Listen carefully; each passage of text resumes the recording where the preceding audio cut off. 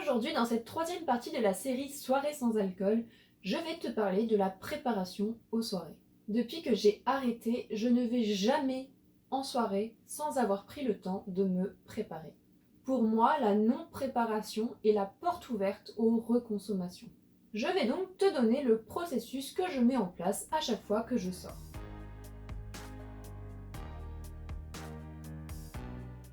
Bienvenue sur la chaîne Ivre de Vie, dire non à l'alcool, c'est dire oui à la vie. Si tu es nouveau sur ma chaîne, n'hésite pas à t'abonner et à activer la petite cloche car je publie régulièrement des vidéos d'explications et d'aide pour arrêter l'alcool.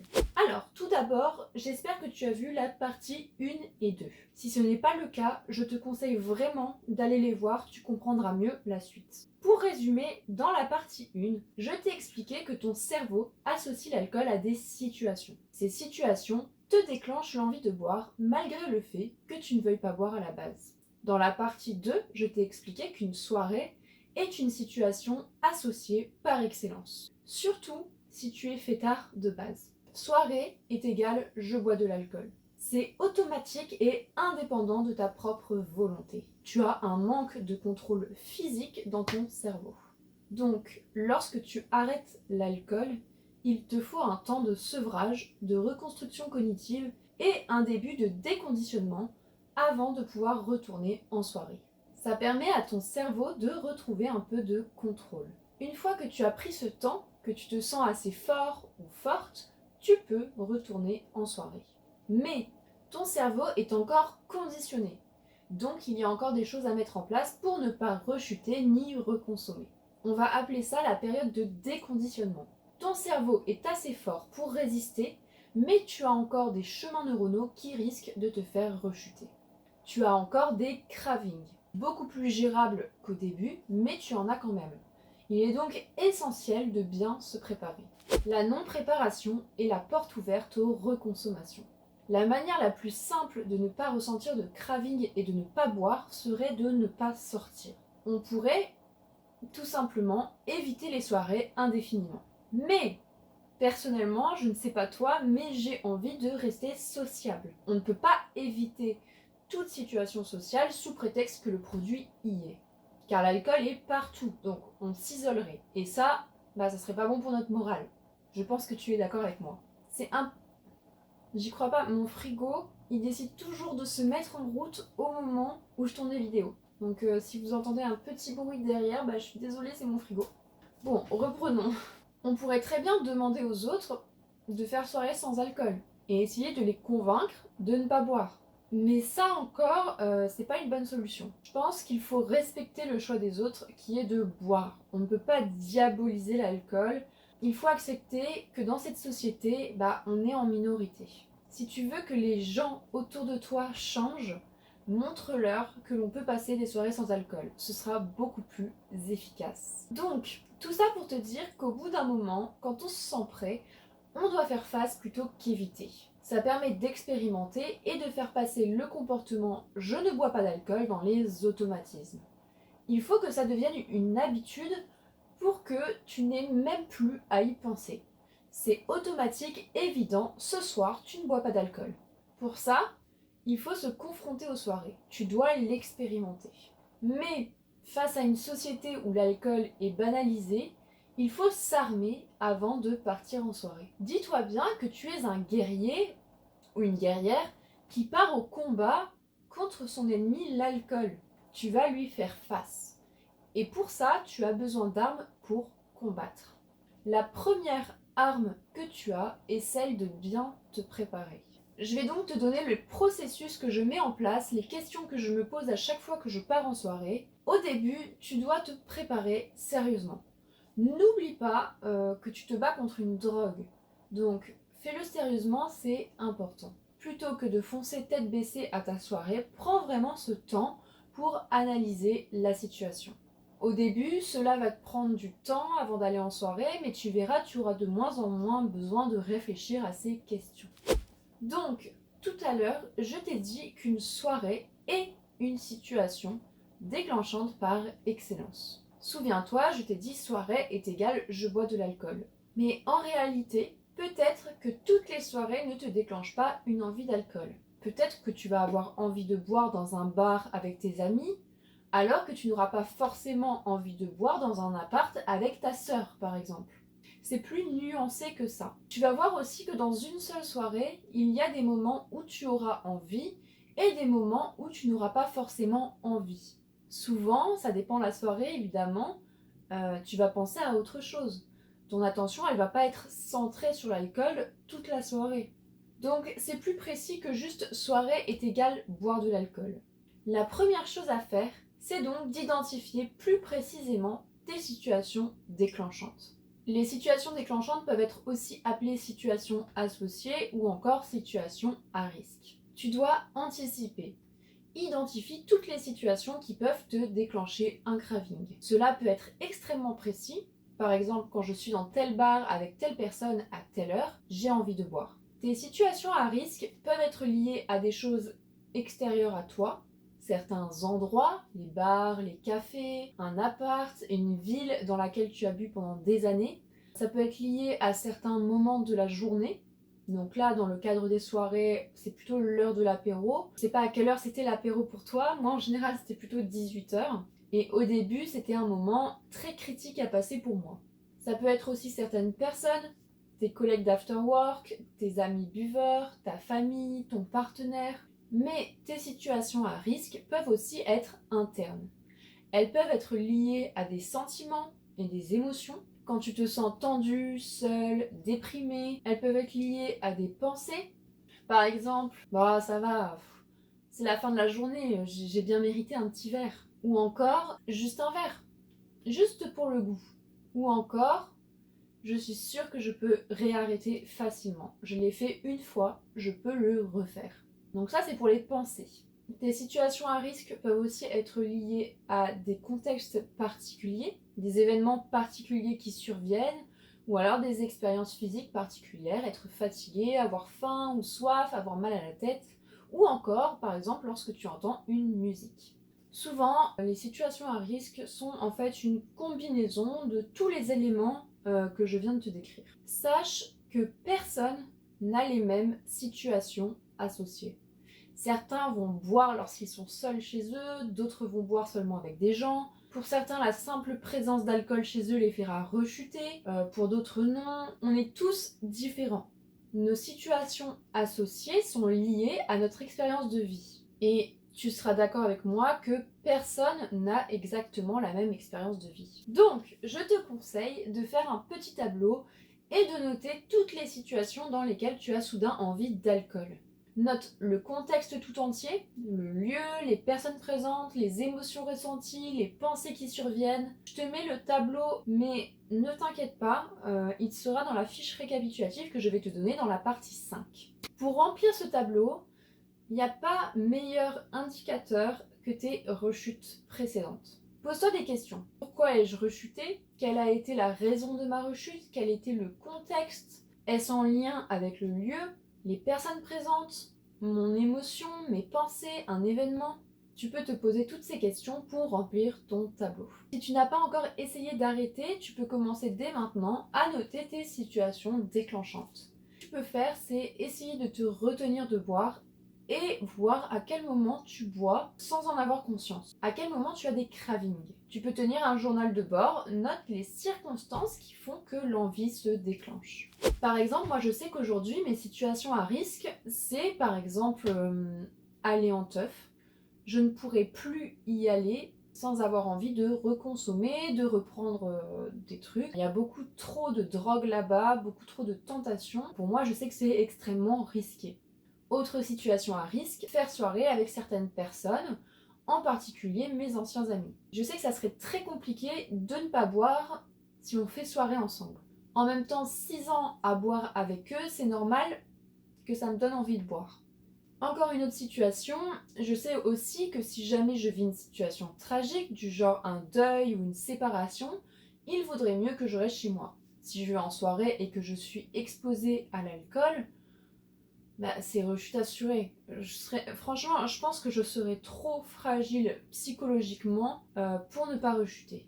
Dernière situation, par exemple, le vin rouge. Le vin rouge est à très haut risque pour moi. J'ai beaucoup trop de pensées permissives dans mon cerveau quand je bois du vin rouge. Donc, vous voyez que c'est des situations bien spécifiques. Heureusement, mes situations à risque ont évolué avec le temps. Elles sont de moins en moins nombreuses. Il y a encore 3 mois, par exemple, je ne pouvais pas écouter du rap sans que ça me déclenche une très forte envie de boire. Le problème du rap, c'est que niveau addiction, ils sont pas mal. Enfin, le rap banalise énormément l'addiction, donc c'est un très mauvais bail quand tu essayes d'arrêter l'alcool ou autre drogue.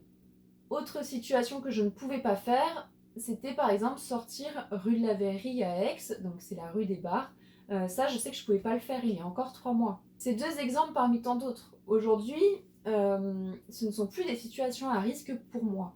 Je me suis enfin remise à écouter du rap après 10 mois. Maintenant, je peux en écouter sans avoir envie de boire ni de fumer. C'est un miracle, franchement.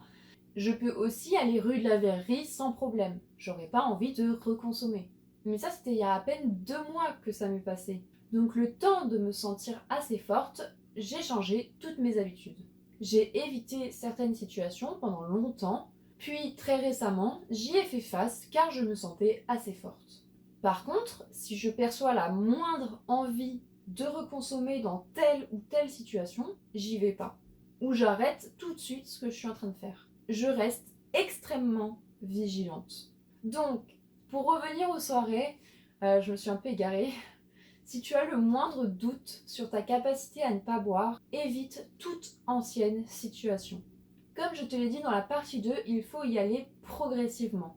Habituer petit à petit son cerveau aux soirées. Personnellement, à présent, je prends vraiment le temps de choisir mes amis et mes soirées. Si je ne le sens pas, je n'y vais pas. Donc, j'ai 2 conseils pour toi. Le premier conseil, c'est choisis bien tes soirées. Tu peux très bien refuser d'aller à un festival et accepter d'aller chez un ami pour faire la fête, par exemple. Tu peux très bien aussi privilégier les soirées avec des amis de confiance plutôt que les soirées dans les bars. C'est à toi de voir en fonction de la récence de ton sevrage, de la distance possible entre toi et l'alcool et de tes situations déclenchantes. Pose-toi la question, cette soirée va-t-elle me faire rechuter ? Donc déjà, je te conseille dans un premier temps, comme je te l'ai dit précédemment, de choisir de nouveaux endroits pour faire soirée. Des endroits qui ne sont pas associés à ton ancienne consommation. Ensuite, je te conseille de choisir des endroits, des activités qui t'évitent l'ennui. Ennui rime avec envie. Et tu le remarqueras, le temps est plus long sans alcool. Quand on boit, notre perception du temps se modifie.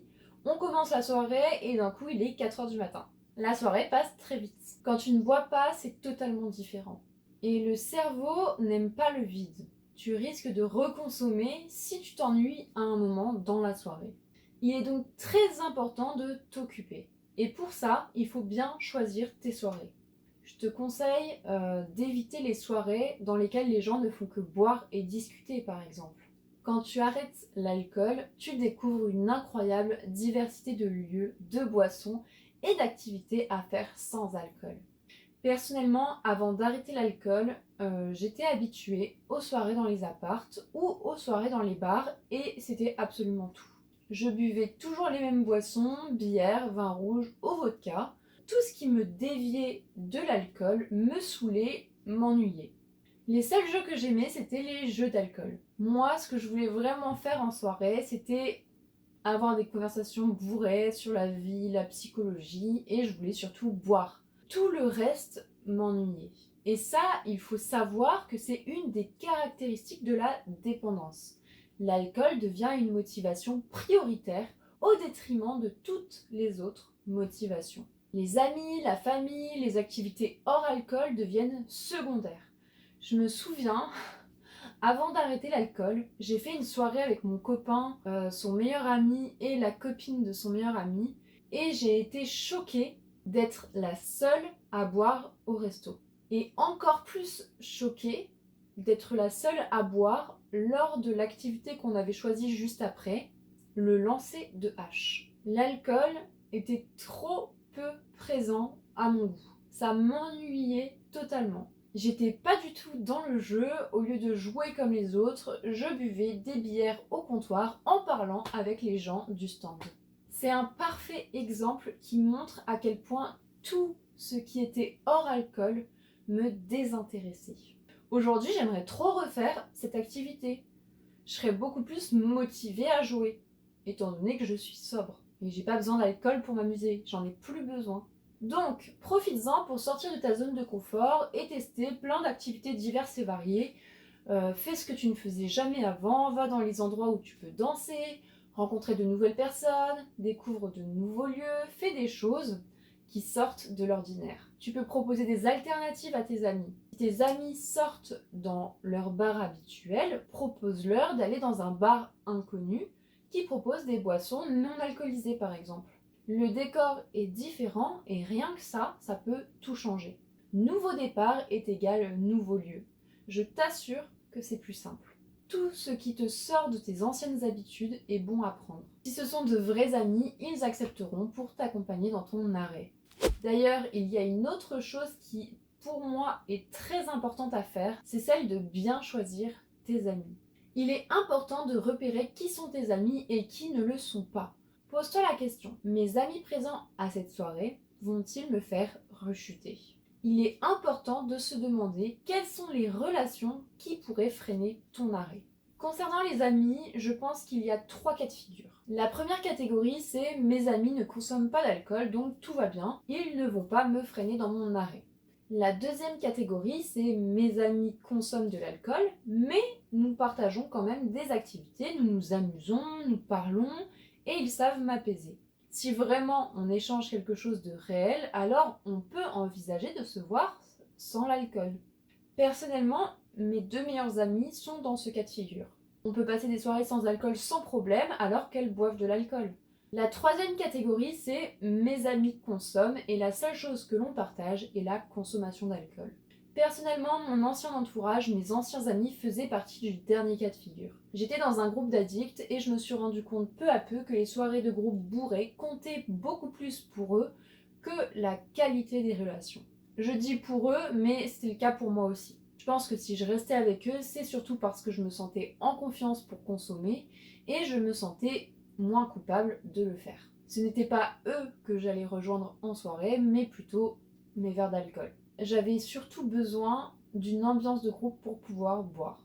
Sauf que j'ai changé, soudain j'ai eu envie d'une vie sans alcool, contrairement à eux, donc j'ai dû faire un tri dans mes amis pour me rapprocher de ce qui était vraiment important pour moi. Avant d'en arriver au même stade que moi, c'est-à-dire le stade de couper les ponts, tu peux tester plusieurs choses. Si tes amis sont de gros buveurs et s'ils boivent quand ils sont ensemble, tu peux déjà leur proposer de les voir en groupe restreint ou chacun séparément. Si tu t'ennuies avec eux ou s'ils ne t'apportent rien, alors sois honnête avec toi-même. Ce que tu recherchais, c'était surtout l'effet de groupe, la possibilité de boire sans culpabilité et certainement pas des relations de qualité. C'est toi qui n'étais pas vraiment un ami pour eux. Dans ce cas, il vaut mieux se retirer de la relation, je pense. Dis-toi que tu rends service à l'autre, tu lui évites une fausse amitié basée sur l'alcool. Autre chose que tu peux faire, c'est proposer à ton groupe d'amis de se voir dans d'autres lieux. Propose-leur des alternatives sans alcool. Tiens-les au courant de ton abstinence, dis-leur bien, à cette soirée, je ne vais pas boire, je ne veux pas me retrouver dans telle ou telle situation. Si ce sont de vrais amis, ils comprendront et feront des efforts pour te mettre à l'aise sans minimiser ta consommation ou t'encourager à boire. C'est là que tu vas pouvoir déceler qui sont tes vrais amis. Récemment, sur un élan de nostalgie, j'ai pris le risque de revoir un ancien ami. Il était au courant de mon arrêt. Quand je l'ai revu, la première chose qu'il a faite a été de minimiser ma consommation. Mais non, mais t'es pas si alcoolique que ça. J'ai dû le convaincre. Puis il a dit, oui c'est vrai, en effet, peut-être que tu étais alcoolique. Puis il m'a proposé une bière, sur le ton de la rigolade, évidemment, pour que ça passe mieux. Allez, une petite bière. Après un refus, il m'a dit, tu es sûr que tu ne veux pas boire ? J'ai compris direct que ce n'était plus un ami. Le pire, c'est que je ne lui en veux même pas. C'est même pas sa faute qu'il est addict et dans le déni. Il ne comprend pas parce qu'il est en plein dedans. Son premier réflexe a été de minimiser ma consommation et de me rassurer sur ma consommation. En réalité, il se rassurait lui-même. Malheureusement, ces personnes ne peuvent plus être tes amis. Ils ne comprennent pas le problème, donc ils ne peuvent pas t'apporter un soutien. Ils n'apportent rien d'autre que de la tentation et te créeront des difficultés pour rester abstinent. Il n'y a qu'une issue à les fréquenter, la rechute. Couper les ponts, changer d'entourage a plusieurs bénéfices. En plus de te libérer l'esprit et de supprimer les tentations, ça a aussi l'avantage d'appuyer dans ton cerveau le fait que c'est fini. Ça l'aide à évoluer, à changer ses schémas. C'est un nouveau départ. Il faut commencer à t'aimer et la première chose qu'on fait quand on s'aime, c'est se protéger et mettre des limites avec les autres. C'est nécessaire pour que tu puisses aller vers une vie qui te correspond davantage. Ne t'en fais pas. Aristote disait que la nature a horreur du vide. Selon lui, la nature exige que tout espace soit rempli par quelque chose. Ce vide créé par l'absence de tes amis finira par se remplir, ne t'inquiète pas, par des nouveaux amis plus proches de tes valeurs. Pareil pour eux, le vide que tu vas laisser sera rempli par quelqu'un d'autre très rapidement, fais-moi confiance. C'est là que tu comprends que tu n'es pas irremplaçable. Je pense que je te ferai une vidéo sur le vide parce que j'ai beaucoup de choses à te dire là-dessus. Ok, revenons aux soirées. Là, normalement, à ce stade du processus, tu as déterminé quelles sont tes situations difficiles et tu as choisi si tu allais à cette soirée ou non, en te demandant si tu allais t'amuser à cette soirée et si tu étais avec les bonnes personnes. Maintenant, on va passer à des armes un peu plus concrètes. J'en ai 3 à te proposer. La première, c'est choisis un objectif clair et précis. Si tu vas dans une soirée qui comporte des situations déclenchantes, je te conseille d'aborder ta soirée avec une stratégie. N'oublie pas que tu es en guerre entouré de ton ennemi. Donc, il va falloir mettre en place une bonne stratégie pour ne pas boire. Donc, fixe-toi un objectif clair et précis. Ce soir, si j'ai envie de boire, je vais faire 3 petits points, telle chose. La stratégie peut être changer d'endroit, aller me coucher quand j'ai envie de boire, appeler un ami, sortir prendre l'air dehors, m'isoler pour me recentrer, etc. Ta stratégie, c'est tout ce qui peut te permettre d'éviter le craving. C'est très subjectif. Quelque chose qui marchera pour quelqu'un peut ne pas marcher pour quelqu'un d'autre. Pareil, quelque chose qui marche dans une situation peut ne pas marcher dans une autre situation. À toi de découvrir ce qui marche pour toi. Dans la prochaine partie, donc la partie 4, je te donnerai des astuces contre le craving que tu pourras utiliser comme stratégie. Une seconde arme est prévois des substituts à l'alcool. Au moins au début. Il est très important de te prévoir des boissons et de la nourriture. Prévois une liste de courses et prends vraiment le temps de faire tes courses, de te balader dans les rayons du supermarché. Tiens, qu'est-ce qui pourrait me faire plaisir ce soir ? Prends le temps de choisir ce que tu vas manger et boire durant ta soirée. Personnellement, au début, j'achetais tout ce qui me faisait envie, sans aucune limite. C'est vraiment grâce à ça que j'ai réussi à arrêter et à ne pas rechuter. Pour chaque soirée, j'achetais pour 20 balles de boissons et de bouffe très variées, de toutes sortes, pour être sûre de ne pas m'ennuyer gustativement parlant. J'ai acheté des jus de toutes sortes, des jus innocents, du coca, de l'orangina, de l'eau pétillante, des bières sans alcool, des bonbons, du chocolat, des crudités à manger comme ça, des fruits, de quoi faire des cocktails sans alcool, etc. Je me pointais en soirée avec des tonnes de boissons et de nourriture. C'était surtout des trucs que je n'osais jamais m'acheter d'habitude. On a tous des produits qu'on a envie de tester mais qu'on ne teste pas parce qu'on n'a pas le budget ou parce que c'est pas diététique, etc. C'est le moment de se faire plaisir. Si tu sors en ville, n'hésite pas à prendre des cocktails, même si c'est cher, mets les moyens. Tu peux aussi te chauffer et te faire tes propres cocktails sans alcool. Les autres vont être jaloux tellement ça donne envie. Je vous en montre quelques-uns dans ma vidéo Premières vacances sans alcool, si jamais ça vous intéresse. Je me souviens, j'avais fait des Virgin Colada et ma sœur qui venait d'ouvrir sa bière a décidé d'en prendre une aussi. Du coup, elle avait sa bière et sa Virgin Colada. Et devinez ce qu'elle buvait, sa Virgin Colada. Elle délaissait totalement sa bière.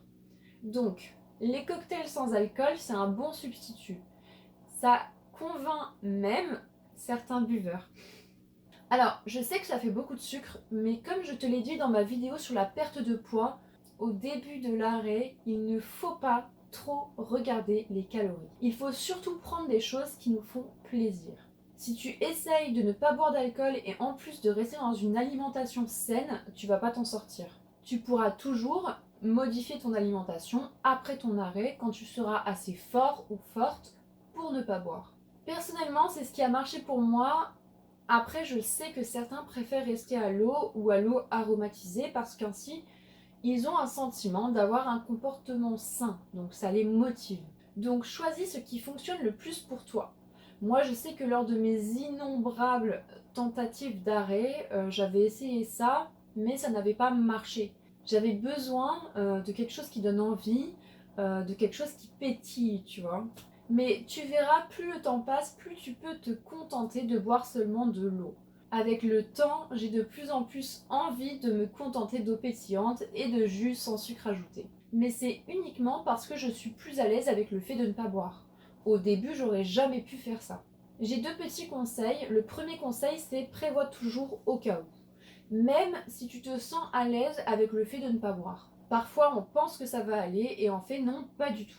Il suffit d'une émotion inhabituelle durant la soirée et hop, bah on reconsomme.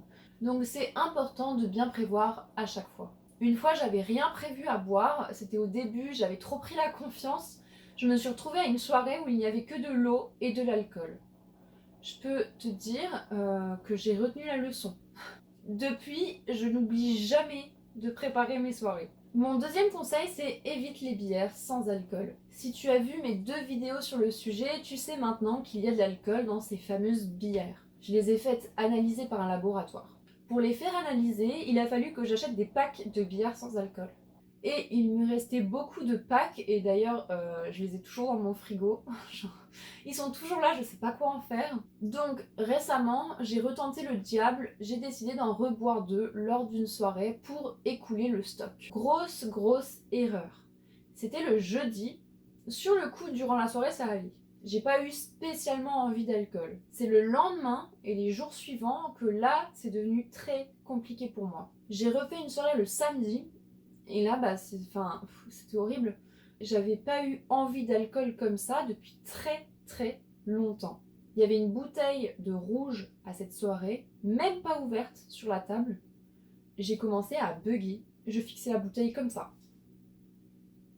Tout le monde parlait autour de moi. Genre, tout le monde faisait sa vie et moi, dans ma tête, je spiralais. J'étais en train de me dire, non, mais finalement, je suis sûre que je peux boire un verre et m'arrêter. C'est juste pour le goût. Finalement, j'ai réussi à prendre du recul et à analyser la situation.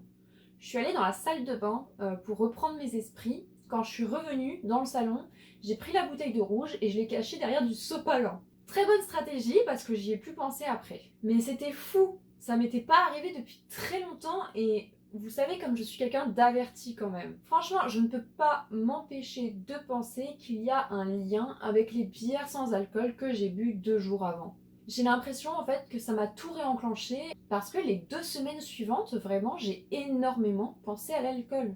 Donc vraiment, je ne te les conseille pas. Ça ne fait que maintenir ton addiction. Après, si vraiment c'est ça où tu rebois de l'alcool, bah prends une bière sans alcool, évidemment, c'est toujours mieux. Ok, la dernière arme que tu peux mettre en place, c'est faire des mémos. Des mémos, c'est des petites fiches que tu peux glisser dans ton portefeuille ou dans la coque de ton portable. Des fiches qui contiennent par exemple tes raisons de rester sobre, ou encore les problèmes que t'apporte l'alcool, ou encore pourquoi pas un mémo résumant l'origine du craving, ou encore une liste de personnes bienveillantes et amicales à appeler en cas de craving. Ces mémos sont très importants. Personnellement, les mémos m'ont énormément aidé. Quand tu as envie d'alcool, ton cerveau ferme les écoutilles de la raison et de la mémoire. Il occulte toute information. Donc ces fiches sont faites pour que tu les regardes durant la soirée. Tu peux en faire une seule ou en utiliser plusieurs. Ces fiches rappels peuvent vraiment être salvatrices. Pour moi, les plus importantes à faire sont déjà tes raisons de rester sobre et les problèmes que t'apporte l'alcool. Cela permet en cas d'urgence de donner du sens au présent. pourquoi est-ce que je veux être abstinent déjà? Le but est de ramener à la conscience pourquoi tu te fais chier à arrêter l'alcool. Tu dois savoir pourquoi tu fais les choses. J'ai d'autres exemples, tu peux faire une liste, par exemple, que répondre aux autres, une liste questions à me poser pour analyser un craving, ou encore une liste activités anti-craving. Ce que je viens de t'énumérer là, je te parlerai de tout ça dans la prochaine vidéo qui portera toujours sur les soirées sans alcool, mais cette fois je te parlerai de la soirée en elle-même. Je vais te parler de solutions pour s'amuser en soirée, de réponses à donner aux autres, mais aussi de solutions en cas de craving. Donc abonne-toi si tu veux voir la suite, je te dis à très bientôt et surtout prends soin de toi.